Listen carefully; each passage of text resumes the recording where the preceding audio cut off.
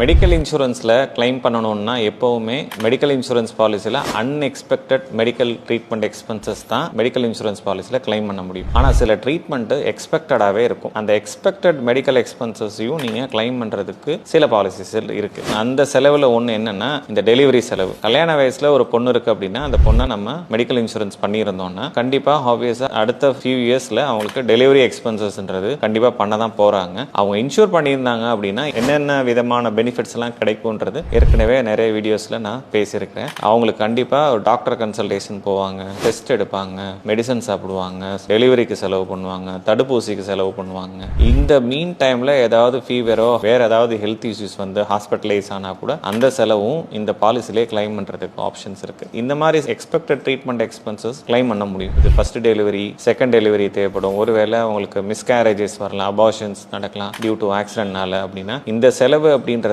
உங்களுக்கு வர்றதுக்கான பாசிபிலிட்டிஸ் நிறைய இருக்கும். ஸோ நீங்கள் எக்ஸ்பெக்டட் ட்ரீட்மெண்ட் எக்ஸ்பென்சஸ் முக்கியமாக மெட்டர்னிட்டி ரிலேட்டடாக வரக்கூடிய எக்ஸ்பென்சஸ் கிளைம் பண்ண முடியும். ஒருவேளை அவங்களுக்கு குழந்தை இல்லை அப்படின்னா குழந்தை இன்மைக்கான சிகிச்சை IVF போகிறதுக்கு சில வெயிட்டிங் பீரியட்ஸ் இருக்கும். ஆஃப்டர் 3 இயர்ஸ்க்கு அப்புறம் ஒருவேளை அவங்க IVF ட்ரீட்மெண்ட் போனால் கூட இந்த பாலிசி அதுக்கான எக்ஸ்பென்சஸ் கிளைம் பண்ண முடியும். இந்த பாலிசி பற்றி நீங்கள் ஃபுல்லாக டீட்டெயிலாக தெரிஞ்சுக்கணும் அப்படின்னா என் பேஜை ஃபாலோ பண்ணிக்கோங்க. உங்கள் மருத்துவம் எங்கள் செலவில்.